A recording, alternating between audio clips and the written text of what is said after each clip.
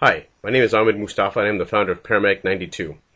And I am here asking for you to help me bring a new product to market that will, I think, help save people's lives when they are faced with sudden cardiac arrest or any kind of emergency that needs ventilatory support. I have been involved in fire and emergency medical services since July of 1990, so almost 22 years.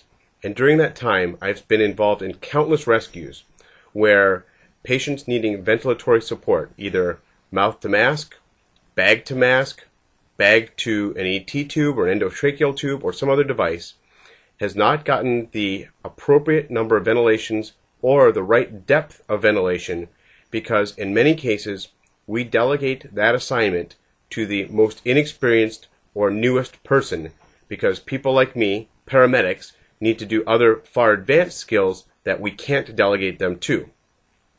Imagine this. You are a paramedic in upstate New York, 20 minutes from the closest hospital, and you're called for a cardiac arrest. In many cases, you're assisted by a few basic EMTs who know CPR and some of the fundamental life-saving skills. Luckily, we have police officers that respond and fire departments that respond. But everybody that touches that patient, including the patient, is your responsibility. So you are responsible for getting to the scene, building an action plan in your head, deploying that action, and then overseeing everybody responding to that call and ensuring that they do their jobs right to help give the patient the best possible outcome. The challenge is that while you're managing all those people, who could be anywhere from 1 to N, you also have to start an IV, put the patient on an electrocardiogram, defibrillate the patient, medicate the patient, and manage their airway. It's a lot to do. And every few minutes you have to give a medication and ensure that the person doing chest compressions is doing it right and ensure that the person you've delegated to ventilate the patient is doing it right. It's a lot to do. And many times one of the most critical skills, which is ventilating the patient, is either forgotten or done improperly.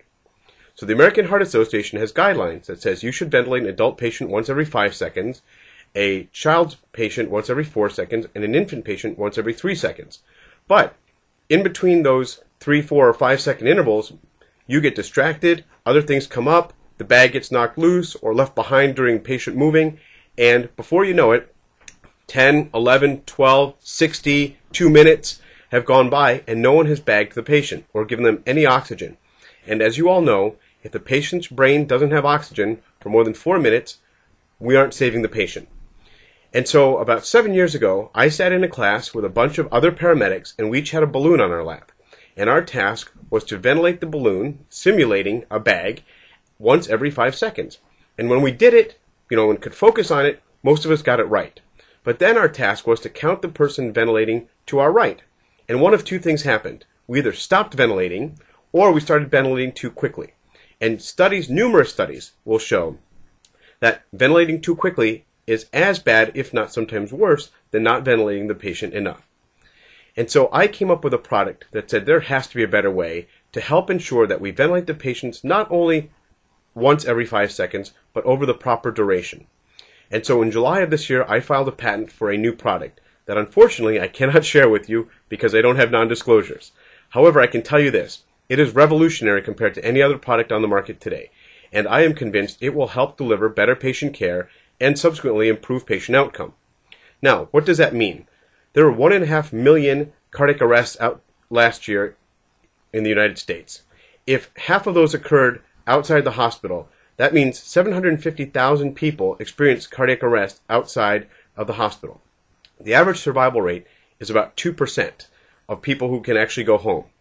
If we could increase that by 1%, that means an additional 7,500 people would go home. 7,500 people. Can you imagine if that was one of your loved ones going home because someone gave better ventilations, allowing for better oxygenation of the brain during cardiac arrest or respiratory difficulty? That's a pretty significant number. My product will be on the market for less than $50 per unit, and I really do think will change the world. But I need help. As you know, in the United States, to bring a medical device to market, you need to have FDA approval. To bring it into Europe, you need to have CE approval. You need to have a considerable amount of investment made before you can ever sell the first device. So I have filed the patent. I've done a considerable amount of corporate filings. I am working on financial and business plans, but I am now at a situation where to go to the next step, I need a little bit of help. The rough budget that I have drawn up says I need about $500,000 to get this product from the drawing board to market. Now, as you know, using sites like Indiegogo, I cannot offer you any equity or any investment opportunities. But what I can ask is this. If 5,000 people in the United States will give me at least $100 each, then I can advance my company and get this product to the next level and hopefully to the market by July 1 of 2013. Are there 5,000 people in the United States that will give me $100 each so I can make this dream a reality and help save lives in the United States and around the world? I hope so. Thanks for giving me a minute or two of your time, and thank you for your contribution to Paramedic 92.